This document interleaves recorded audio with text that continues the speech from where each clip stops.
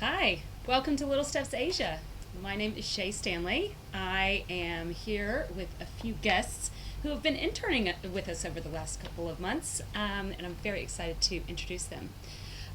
Just a little bit of background on today's topic. At Little Steps, you know that we are very passionate about education, and we like to provide parents with the tools to navigate the different transitions in the journey through education, from preschool to kindergarten to primary to secondary. And today's topic is going to take it a little bit further. Probably one of the most exciting but also stressful times for many parents as well as the students, which is navigating the transition from secondary into university. And today's topic is specifically going to center around university applications and actually how to navigate those and the ins and outs, and hear a little bit more from the personal experiences of the students themselves. So before we dive in, I do want to introduce you to Dia and Emerson, who again have been interning with us over at Little Steps in Hong Kong for the last couple of months. They are fantastic, but one of the things that we really picked up on is they are entering their final year in secondary, so they have a lot to share in terms of the university application process, the stresses that are around it, the timelines that take place, exams, pretty much all the ins and outs of what they've been going through and what their families have been going through. So we're here to share. Let's just go ahead and introduce Dia and Emerson. Maybe you could share just a little bit about yourself, where you go to school, what you like to do. Hi, my name is Dia. I go to the Canadian International School of Hong Kong, and I'm going into my senior year. I enjoy art, music, and drama, and I'm planning to apply to the US and Canada. Hi, I'm Emerson, and I am going into my final year at Hong Kong International School, and I enjoy reading, music, and rugby in my free time. Excellent. Thank you, guys. Just a few reminders before we dive deeper into this topic today. Just a reminder that we are live, so you can ask any of the questions. So we're going to be going through a couple of the key topics that we find most interesting for students and families. But if there's anything that we aren't covering or you want to dive into a little bit more, just pop on in the comments and leave a question, and we will ask them the best way we can. Well, these guys will, not me. Another reminder is that in terms of the upcoming Facebook Lives, we have a lot planned for Q4 coming up at Little Steps. So be sure to go to our Facebook page. You can pop into the events section to find out what's coming up. And also you'll see that when you're watching the live, you'll get a little button that pops up that says, do you want to follow future events by Little Steps or future live sessions? Just click follow and you'll be notified on the upcoming live sessions as well. One more reminder is that we do release weekly newsletters in Hong Kong on Thursdays and in Singapore on Tuesdays. We also cover KL and Jakarta, a couple of other different cities. So be sure to head over to the website and sign up for those newsletters. That's really where you find out all about all the upcoming events that are going on in the city, as well as the Facebook Lives and other topics that we will be covering. So let's get started, girls. We are actually going to be breaking up this conversation into three core topic areas. These have been researched and looked at by Emerson and Dia. But again, reminder, if we don't cover something, please do feel free to jump in and ask. So the first question that we're going to be talking about is navigating the application process. And we'll be covering the different requirements, because I've learned so much about the different requirements between UK and US and Canada. Those are the three areas that we're going to be talking about today. We'll also be talking about the discovery process, as well as personal topics around well-being and what you guys have been going through, as well as your parents, because it's stressful for everyone. Topic 2 that we'll be covering is resources. So it's going to be around the various preps, the talks, the tips, the tools. There's a lot out there, but you guys have really narrowed down the ones that have been helpful, so we want to share those with you as well. The third area that we're going to be covering today is just how it's changed during COVID. There's been some positives and negatives associated with it, but there's a lot of positives, and I think it's opened the door to a lot of new opportunities, new schools that certainly international teens can actually access that perhaps in the past didn't have access to. So we'll talk about those as well. So let's start with the first topic, which is the big one. It's navigating the application process. Dun, dun, dun. So the first thing that I want to talk about is the general differences by region. This I'm sure when you started the process was quite confusing, but we're really going to be looking at what is the differences between the regions when applying to Canada, to U.S., and to UK. So why don't we start with the Canadian school applications? Emerson, I know you've got some experience in that. Why don't you tell us how that went? Yeah.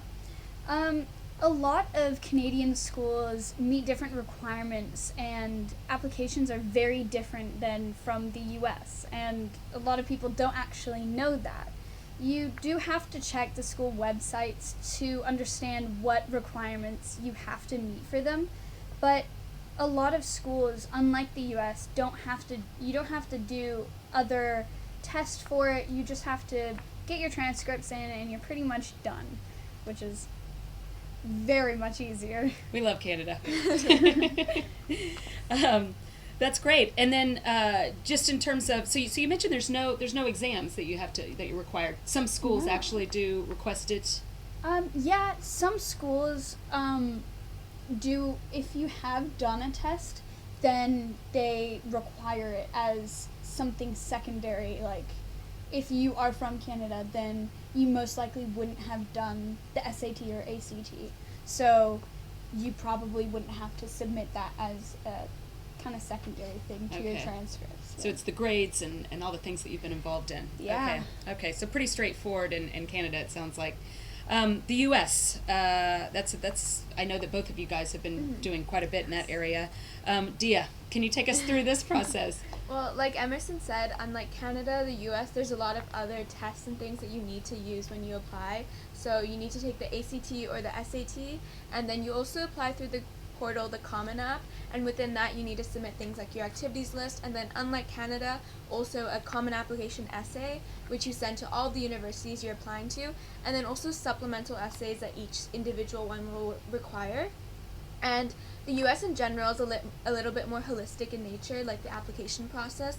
Unlike the UK, they want to know more about you as a person, personal details, and these will all be conveyed in your common application essays. And the Common App, is that a specific website that you go to? So we'll include that in the comments section in terms of the various things that are mentioned here. There's a lot of different resources that you guys have mentioned, so we'll put those in. So the U.S., the U.S. has a bit more, Yes. and we will dive into the difference between ACT and SAT and some of the other things that you might be wondering a little bit further down the discussion. Emerson, did you have anything to add to those? Actually, yes. There are a lot of different opportunities that you can take in the U.S. You can apply undecided, and there are actually 3 different type of applications that you can submit. There's early decision, early application, and regular decision. Okay, hold on. We're going to stop right there because this is very confusing, I think, to a lot of the parents. Okay, so the first one is? Early decision. Early decision. Okay, Yes. What is early decision? Early decision is basically a binding contract to the school that you're applying to. It's basically your first choice. That's where you really want to go. And if you get in, you have to go. Okay. Yeah. Okay. And then the next one? Early action is... Early action. Yeah, it's earlier than regular decision, but it's not binding. Okay. So if you get in and you decide not to go, then you don't have to go. Okay. So a little more flexibility that way. Okay. And then the third? It's just regular decision. You apply when the deadline is, and it's just like any other, I guess, deadline. Any other deadline? Yeah. Meet the deadline on that one. Are you seeing that there's more? I mean, what are schools doing more of one thing than another, or is it pretty scattered? It's actually pretty scattered across the 3. There are a lot more people doing earlier, so early decision, early action, so that you can get into the school easier that way. Yeah. But other than that, it's pretty scattered. Okay, so check the websites. I think Yeah. do the research, but it is important to know the differences because it's a bit confusing. Yeah. So let's go into the UK process and the requirements around the applications there. Dia, can you take us through that? So the UK, unlike the US, you use the portal UCAS, and within that, you have to submit a personal statement, which is about 4,000 words, and that's more about your academic achievements and your interests. And unlike the US, they don't want to know that much about you holistically and about you personally, but they want to know why you're applying for that major, more like your accomplishments and that academic side, what you've done in high school to support your educational pathways, and everything that you've been doing up till your application. And also in the UK, there's, like Emerson said, in the US there's a lot of flexibility in applying undecided, but in the UK there's nothing like that. It's less flexible, and you have to stick to a major because you're really applying to that educational area, so it's really difficult to change majors unless they have significant overlap. And yeah. Okay, so UK, the expectation is that you really know Yeah. a bit more about your path, right? Yeah. No stress. And then the personal statement, you said it was 4,000 words, but the Common App is 650. 650, yeah. So there's a lot that goes into the personal statement Yeah. then. And a lot of it is in the direction of what you are, Yeah. the actual major that you're applying to. Like, if you are deciding to go in as a doctor, then it's basically proving and having evidence for why you're going in there, Okay. or what have you shown to actually get into that school and into that college. Okay. Good to know. So I just want to dive into a bit of some frequently asked questions, because I think we've touched on the various regions. Before we go into those, I do want to just open it up. If you have questions specifically on the individual regions or any of the requirements on kind of a broad side of the application process in US, UK, or Canada, toss them up on the comments, and we will continue on with those as we go through the frequently asked questions here. So the first one, all right, we touched on it, but the difference between the Common App and supplementary essays, we did cover that a bit. Is there anything else we want to add on to that? I mean, the Common App is like a general question that you submit to all the universities you're applying to, and then each university will have specific supplemental essays that they require for you to apply there. So a lot of them are, why do you want to apply to this university? So it's more specific, and then the Common Application is sent to everywhere. Okay, so it's almost like your mission statement. Yeah, so that's a really important. Okay, so It's you've like really got to nail that one. An Okay. entire Yeah. bundle of your transcripts, your teacher recommendations, basically Okay. everything goes in there and just gets sent out. Sent out. And that's all done through the Common App. Yeah. Yeah. Okay, gosh. Yes, Yeah, okay, agreed. Common App. Got it. Yeah. And then the supplementary essays, that's specifically to the Yeah. schools. They'll say, hey, tell me, put together an essay specifically for a topic that is relatable to that school. Yeah. Okay, cool. All right. Another one that's in the, I guess we covered that topic, so I just want to make sure. Another one that is in, I guess one of the big questions is ACT versus SAT. Can we just touch on that? Yeah, well, the SAT is mainly on the 4 main concepts. So, literacy, grammar, and math. And I know that's not really 4, but math gets divided into math without calculator and then math with calculator.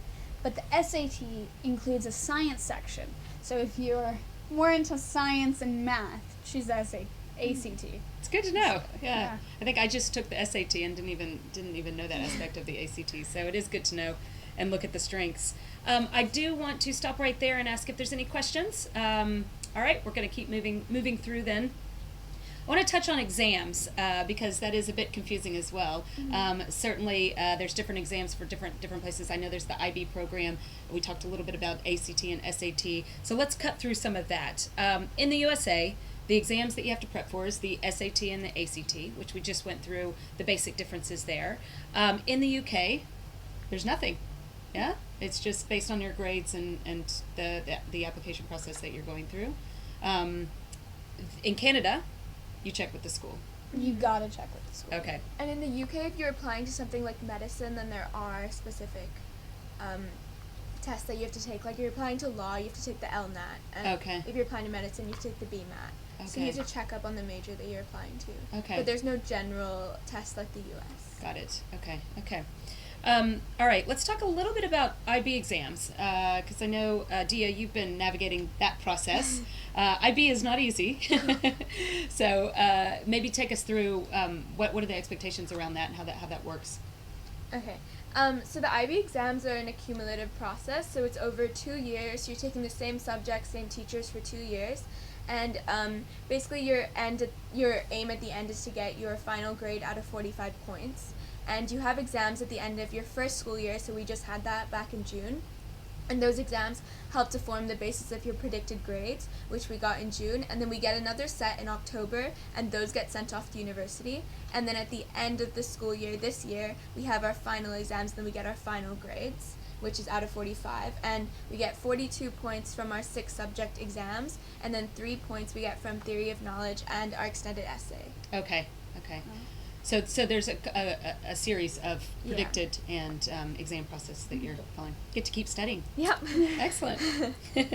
I want to talk a little bit about the search process, because I think that's something, as your kids get a little bit older, I mean, they're now in their last year of secondary school, but as you're moving through secondary school, when do you start this process? When do you take the exams? So I thought, Emerson, maybe you could give us a very broad breakdown of the search process, what parents and I guess students should know in advance.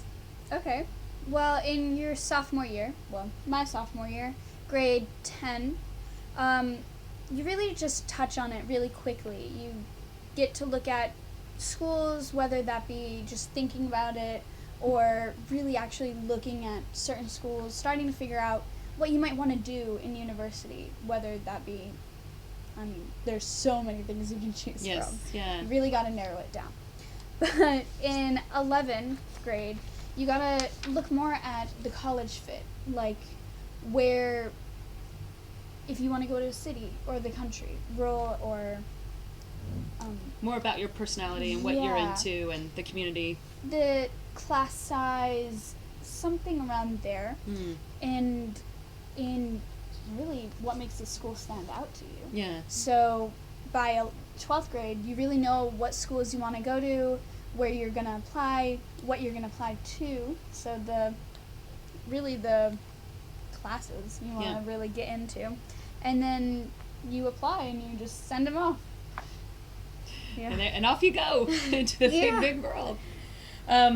The IB system's a little bit different in terms of the timeline. I mean, it's pretty similar for navigating the university process, because that's a universal application. So we have the same deadlines for university, and we also get introduced quite early to like looking at universities and the type of schools that are right for us. Okay. So you mentioned the right school fit, which is obviously a big one, and I think that's one of the areas that's quite challenging, certainly during COVID, but also just being afar. You know, as an international student, you're not always able to. It's a lot more research. Yeah. So maybe you could break down, Dia, what does that mean, the right fit, and your experience around that. I mean, there's several factors that you have to look at when you're looking at the right school fit, because there's such a variety of schools out there in so many different countries. So I think first you have to look at the kind of country you want to go to, US, UK, Canada, and there's so many other options that we haven't talked about as well. You can go to Australia, you can go to Hong Kong. We'll cover those in future ones. We're just But there's so many things to consider, like so many countries and different opportunities. And then once you've kind of narrowed that down, you want to look at the size of the school, so the school population, whether you want a large research university or smaller liberal arts school. And that's also about the class size and also the community, whether you want more one-on-one teaching or you want like massive lectures. And then, like Emerson said, you want to look at your surroundings, whether you want to be a city or rural. And then also you want to look at rankings, which is very important as well, because it helps you later on. So like what the school is known for, how it's ranked nationally, and how it's ranked with the major that you want to study. It reminds me of something that you mentioned as well. I remember when we were meeting a couple weeks ago about picking a big school versus a small school, or a big name versus a small name. What's that discussion that we talked about? Like going to an Ivy League school or going to a school that's not as good, but then doing really well in a school that's not as ranked and named, or doing like worse in an Ivy League school or something that's really top, is a really important discussion to have, because even though it seems really good and really high ranked, like you might not you might not be academically stimulated, or you might be falling behind in your classes and not enjoying yourself. Like a lot of the Ivy Leagues, people will drop out because the classes are too difficult. Everyone around them is super smart. You're feeling unencouraged. But then, or you could do really well in a school that's not as good of a name, but is something that you want to go to. It's a big decision Yeah. there. Yeah. Emerson, do you have anything else to add on the right fit discussion here? Yeah, there are a little other tiny things that you might want to look at, such as if you want to go to a school that offers good study abroad programs as well. And in general, like what that might be. If you are looking at a certain major or minor that you really want to do, and you really want to study abroad for a semester or two, then you got to look at what programs are in the study abroad program, and then how that might work with your own university kind of standpoint. Yeah, that's a very good point. Yeah. I think I had to actually transfer out of my university to get into another university to do a study abroad program that I wanted to do. Yeah. You guys are very forward thinking. So let's take a moment to look at one area that's always been there. What's the level of activities that schools are looking for? Internships. I mean, you both are quite young to be doing internships, but you said that a lot of your friends are doing internships and really focused on that process. Can you maybe comment on, I guess, the importance of after-school activities, volunteer work, internships in prep for the application process? A lot of colleges I'm looking at right now are definitely looking at commitment and life opportunities and experiences that you have actually done. And this can range from like 8 years to 4 or even just 2. They really just want to know that you're committed to a subject. So it's a commitment. Yeah. They really want to know that you're not just doing it for colleges. You're doing it because you really want to. Yeah. Even if you might not get the opportunity because of COVID, it still shows that you were committed either before or you still have done a few little tiny things that are leading up to. That's interesting. That has changed a lot. I definitely know when I was applying, it was about just ticking the boxes of getting the things. So that is quite interesting. They are looking for commitment in the internships or after school, I guess, passion, right? Alongside that. So, that's interesting. Is there anything else you wanted to add on with that? I think basically what Emerson's saying, like, it's quality over quantity. Like, they can see through you if you're just doing things for the sake of putting things on your application. Like, you really want to be interested in what you're doing and have a passion for the internships and activities that you're applying for, because they can see through that. And you kind of don't want to just be scattered all over the place because colleges aren't going to understand you as a person. Okay. Yeah. This is good advice. I want to talk a little bit about the gap year, because that's been a huge... I guess new addition since COVID. A lot of people are taking gap years, and how do schools view that, and how are your schools communicating about if you do want to apply, you do want to go to university, but you want to take a gap year. So maybe Emerson, do you want to comment on the feedback around that? Yeah, sure. My school is definitely open to giving a gap year or gearing you towards a gap year, but they do want you to go to college eventually. That's the end goal of any school, really. Yeah. And they really want you to get the education that you deserve and you really want to get. But if you want to take a gap year, a lot of schools, I think, really understand getting a life experience or two in there and to really solidify where you want to go or change it, whether you don't want to go. So they're not they actually understand and they encourage it if that's what you want to do. Yeah. There's also opportunity for deferred entrance, which is basically applying the same time all your classmates are, but applying for a year or two later. Okay, so you go through the same process as everybody else does, and then you say, hey, I'm going to take a gap year, I'm going to defer it a year, or defer it 2 years, depending on what you want. So it is a lot easier, and it's nice to see that that schools are looking at the various things that people need and people want to do. There's one thing that I want, I before I move to the next topic, on the topic of exams, we didn't talk about the English proficiency test, which I know that is quite a big thing, especially coming from Asia as well. Can you maybe, Dia, can you talk about that a little bit? I mean, for all of the places you need to apply to, at least UK, US, and Canada that I know of, if English is not your first language, you need to take the TOEFL, which is an English proficiency test. just so they know where you're coming in from, especially to a Western country. Yeah. Okay. Good to know. Good to know. So I just want to steer it into some personal stories for just a bit. What would you say are your biggest surprises that you found in navigating the application process? Yeah, Emerson or Dia, who wants to take this first? Sure. I mean, through the years, we've heard stories of like friends applying or like other people from our school, and I think the biggest thing that I found surprising is that even if they've had perfect grades, going into the U.S., it's not always a guarantee. Like, you can really put an emphasis on getting like perfect scores, perfect IB score, but the U.S. is really a holistic process, so there's a really huge emphasis on extracurriculars and who you are as a person. So I think that was a really big surprise for me, because even though you can work the hardest in school, you still don't have any guarantee when applying to university. Okay, that's good. That's good too. They do also want to look at like what you will give the community when you're at that university. That's a big thing nowadays. Yeah. This isn't in our notes here, but what about the soft skills, empathy, all the connection, all the things that people talk about now? Certainly, my daughter, this is a big emphasis at her school. Is that something that you're seeing in applications as well, like showing these softer skills? I think through a lot of your activities, your volunteer work, and your after-school activities, like a lot of that demonstrates your soft skills. Yes. Yeah, Okay. definitely. Okay. The schools will look at your activities, who you are as a person in the U.S., and really kind of bear down on, is this looking at determination, leadership, or other areas. Okay. And that's exhibited a lot through your application essays. 'Cause those are a lot like about you, what you've done as a leader, what you've done in your community. Okay. That's good. Good tips. So how about the parents? Since we have a lot of parents watching, the parents probably have a lot. What would you say are the biggest concerns and questions that you've seen your parents and other parents have during the whole process? Definitely about crime. I've Okay. seen, Safety.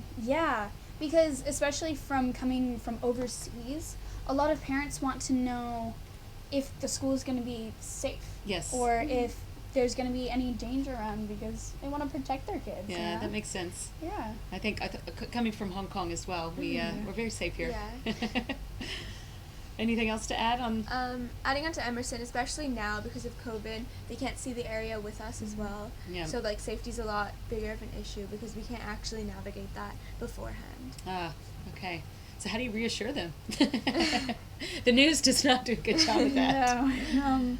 Definitely look at like crime rates, what the school is doing, if they have a police department for their school, or like just their general police department in their area. Or some people actually have safety hotlines. Okay. Either for mental health or just crime around the area. I did not. Okay, that makes sense though. Yeah. So the parents can have that hotline to just check up on things. Like individual schools are doing a good job. Like I know like in Boston University they have like safety buttons, and then they have like a service where you can get a male and female to walk you back to your Oh wow. Many schools are doing that now. Ah. Some even have, like Tulane University in New Orleans, they have people who go riding around like a mile outside of campus. Oh wow, just checking. Just checking it out and seeing if everything's okay. It's like a community effort. Yeah. Oh, that's interesting. That's interesting for the schools. Yeah. And maybe they should highlight a little bit more for international students the concerns around safety. Yeah. It's definitely different for each school. Yeah. Ah, good tips. So we finished the first topic, which is all around navigating the application process. Do we have any questions that we wanna highlight? All right. So we are gonna move into topic number 2. We're breaking up this discussion all around the 3 topic areas. The first one being navigating the application process, which we just covered. Second one is all about the tools, the preps, the talks, the books. We're going to talk a lot about that. The third area is surrounding COVID. So just how has it changed during COVID, the application process. Now, as we move into topic 2 and into topic 3, feel free to just ask your questions. They don't have to be on topic. They can just be as they come, and we will get to those live. So let's move into topic 2, which is prep, talks, tips, and tools. And there's a lot here, actually. So the first area that we want to talk about is the exam prep, because that probably causes, I don't know, probably some of the most stress, I would imagine.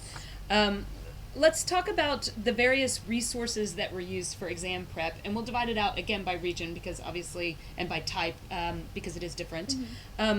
So I guess what we could do is let's first talk about what key resources did you find navigating the SAT prep, and what have other students used. So why don't both of you kind of dive into that a little bit? Okay. Talking about SAT and ACT, I suppose. Yeah. Okay. Well, some tutors that really are good for SAT, ACT is definitely the Princeton Review. Like, they are top tier. I did that one. Yeah. Yeah. Really up there. Gets the job done. Okay. Yeah. Princeton Review.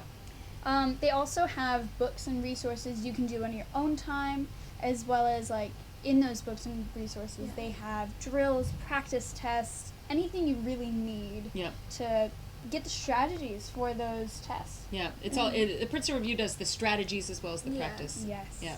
Yep. Good stuff. How about you, Dia? Similar to Emerson, I mean, the Princeton Review is really helpful. I think that's the biggest one for SAT prep. And their courses are really good, as well as their practice books, like Emerson was saying. And then there's also a lot of stuff online, because this is such a huge test. So things like Khan Academy has online practice tests and custom drills for the SAT. And this is also useful for, like, other math and other subjects in school. Oh, excellent. And you mentioned there were some custom drills on the Khan Academy. So you said it was math and like very specific things? Like they link your College Board account to the Khan Academy account. Oh, wow. So then they get exactly what you missed out on your last SAT, and then they'll alter the tests and practice drills based on you. Yeah, even Wow. if you do the PSAT, they'll take what you really need to focus on and they'll turn it into customized drills for you. Yeah. Gosh, technology has come far.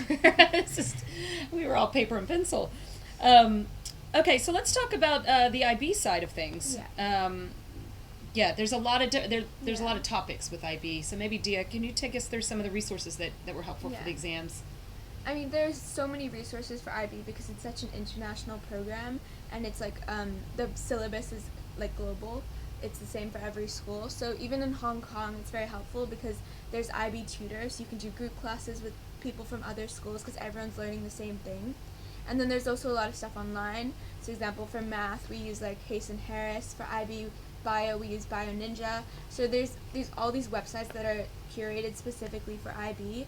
And not even websites, there's also like flashcards. There's Smart Prep, which are great IB flashcards. Yeah, that was quite a cool thing that you mentioned. So they're actual flashcards. Are they online or do you order them? No, you can order them, and they have the whole syllabus in a flashcard set. Okay. So that's Smart Prep. So we'll toss that in as well into the comments so that you can check that out. I thought that was a really a good tool. Let's talk a little bit about the search process, the tools that you guys found helpful in the search. You're searching from Hong Kong, you're searching in the US or UK or Canada, which is a bit overwhelming. How would you say, I mean, you mentioned the school counselor, how helpful, I mean, a lot of the schools have fantastic school counselors. How helpful was the school counseling process? Well, really, unlike the U.S., we get a lot of help from our school counselors because in the U.S. I know that they might have one or two guidance counselors to help out with the whole thing, and you really have to understand the process by yourself. But here we got a lot of counselors to deal with either the struggles or helping us navigate where we want to go, how to really guide us on the path to getting the right school for us. Excellent, yeah. And do you find students are quite open to it? Like they use it, they use the resources. Oh, that's excellent.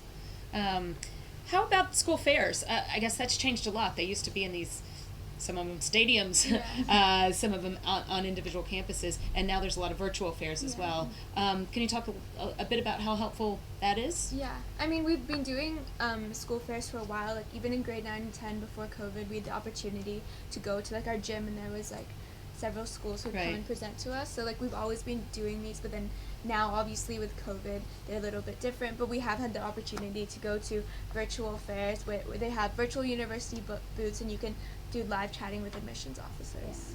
Did you guys do some virtual fairs? Yeah. Was it weird or was it? I think it's better. Yeah. It gives you an opportunity to actually understand what the school's about. Yeah. Oh, that's good. Yeah, see, there's a perk of COVID there. Student panels. You guys both mentioned student panels. Can you maybe talk a little bit about that? But hearing from students that have navigated is always helpful, which is what we're doing. But yeah, maybe touch on student panels. Yeah. they're definitely there for you to ask questions above everything else. They will actually guide the conversation a little bit, but it's mainly for you to get some knowledge about the university from a student standpoint, not only from an admissions counselor who just wants you to get Didn't to feel like a apply. sales Yeah. process. It Yes. feels like the telling the real Yes. story.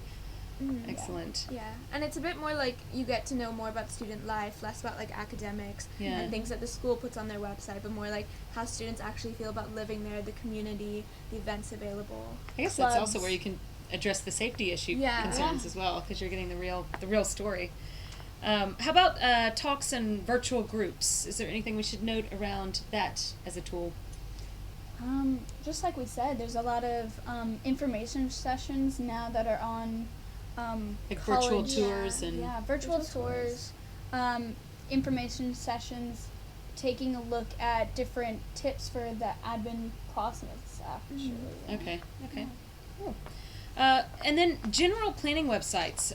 You mentioned a few when we were chatting, but maybe we could highlight those and we'll include those in the comments as well. Just the general websites that have been helpful for you guys. Definitely Common App for the U.S., College Board for basically everything. If you're going through an exam, such as the SAT, ACT. Note that in Canada, they actually have one for the entire British Columbia, which is kind of like Common App, which is called Education Planner BC. Okay. And it's kind of like the Common App, but you don't have to put as much things in it. Yeah. It's just transcripts, one and done, and you're all good. And then UCAS for UK. Okay. So all those tools, personally, what has been the most effective for you? I think virtual tours. Virtual tours. Was the most Okay. effective because like a lot of the times the websites already have images and photographs, which are helpful in their own way, but virtual tours really let you understand the feel of the area, and also the ones I've done are led by students, so it's also a combination of the student panels. So that's also interesting in finding out the student life and like what they do around campus. That's great. Yeah, definitely everything virtual from a university standpoint. Mhm. Really helped Virtual. us. Look at that. It's amazing. Great. Well, that's the end of that particular topic area, which is tips and tools, and we'll continue plugging those away in all the comments so that you have all those links. We're gonna move into topic number 3. Before we do, again, shout out any questions. We're gonna keep moving here because there's a lot to cover. So we basically have divided up this conversation into 3 topic areas. If you're joining now, you can always pop back. Topic 1 was all about navigating the application process, really by region. And then topic 2 was all around tools and preps and talks, and talked a lot about the virtual side, which is quite cool. And then the third area, which we're going to be covering now, is application processes during COVID. So it is different. There's a lot of opportunities. We've touched on a few, Yeah. and a lot of challenges as well. So we're going to dive right into that. So the first topic that I have around this is in terms of the pros and cons. There's obviously a lot more opportunities to meet virtually, which we've talked about. What in your own story has affected your search in terms of COVID? Probably a lot, but in your own personal story. For me, there's a lot more materials to really understand the research process, like really getting to know how many clubs there are, the organizations that you can join, and virtual tours, information sessions, like we said before. There's so many more opportunities to understand really everything you need to. Great. Yeah. And then in terms of visiting campuses, because I know that's a big thing that you guys would traditionally do during this summer, right? You would go out and visit the campuses of the schools that you're interested in, and with COVID and travel restrictions, that's obviously changed. So Dia, maybe touch on how's that affected? I think that's a big adjustment that we have to make because obviously there's a limit to what you can understand online. Like getting a feel of the campus is a little bit different in person, and obviously things like the virtual tours are very helpful. But getting a feel of the school and especially the area around it as well, like getting the city life or where you really are. Yeah, the it's feel. It's really difficult to comprehend online. Yeah, that makes sense. Are there any other challenges that you guys have picked up on during the process that are specific to COVID days? trying to find things on the website. I Okay. find this a lot of times when I'm researching, can't really find anything about the faculty or just little tiny things that are really dug deep in their website, and you have to This is go good feedback searching. for these schools, right? The schools, we need to upgrade our website. Yeah. Yeah. Oh, that's interesting, because you're probably doing a bit more research than you typically Yes. would, because Yeah. normally you get a lot of that from the campus tours. Yeah. Yeah. Oh, that's good. Okay, so there's been some changes in the application and testing processes. Yeah. I know you guys mentioned the USA specifically, but maybe you could take us through some of those changes that you've seen on that side, some of which are quite perky. Yeah. I think the biggest one for me was the test optional part for SAT and ACT. So basically we don't have to submit our SATs and ACTs from basically most schools when we're applying, and even a lot of them are test blind, so they won't even look at your SATs and ACTs. Like all of the UCs are test blind this year. Okay. And that's good in a way, but also it's made the acceptance rates a lot lower because there's no limitations to applying, because a lot of people wouldn't apply beforehand because you'd have to be in the SAT criteria band, but now anyone can just apply anywhere because there's no stopping you. Right. So the acceptance rates have dropped a lot. Okay. Yeah, especially for Ivy League. Yeah. Yeah. Okay. Yeah, pros and cons. Yeah.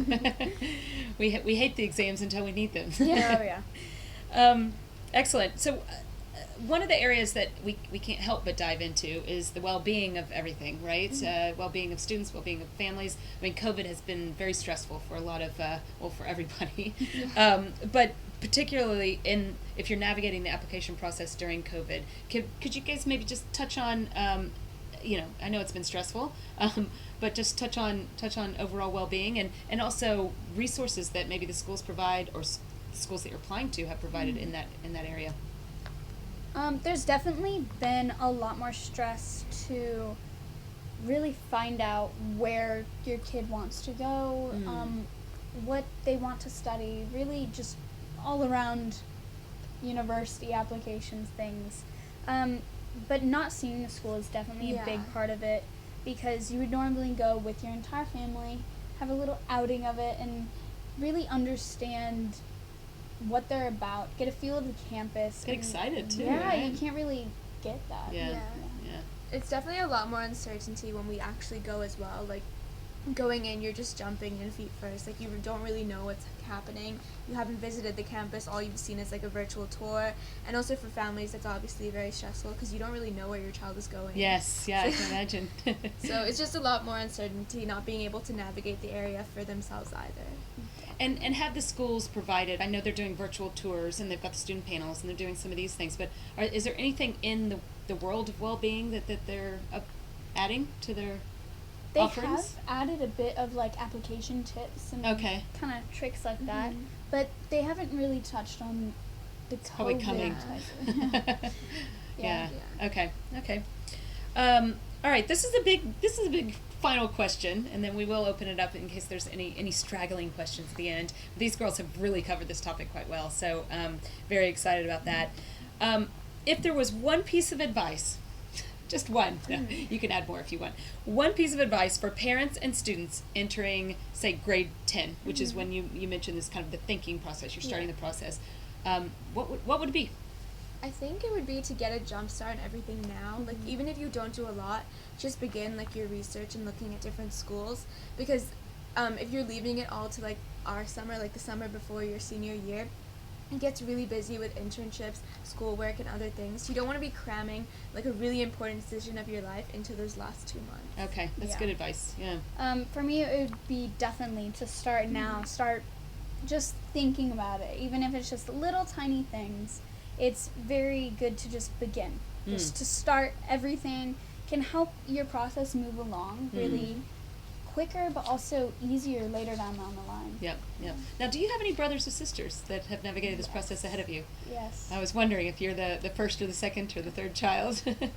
I'm the second child. Second child. Okay, so that's helpful, huh? A little And bit. you're the first, so you're leading the pack. Okay, so this is good. This is good advice. But yeah, that's excellent. So that really wraps up the key questions that we're going to be covering in this topic. Do we have any questions? All right. So just a reminder that if you do have questions after this goes on to Facebook and rolls through the algorithms, you can actually still put them in comments. They're still interning with us, so they'll continue answering your questions. So we'll make sure and get those questions answered. A few just, I guess, reminders. Again, we do go live usually every other week. The best place to find out when we go live next is to pop over to our events calendar, as well as just click on the follow button there. And yeah, it's a pleasure. And just a big thank you to our summer interns, because they are absolutely fabulous. Helped us on a lot of cool things that you'll be seeing online as well. So thank you. And yeah, see you next time.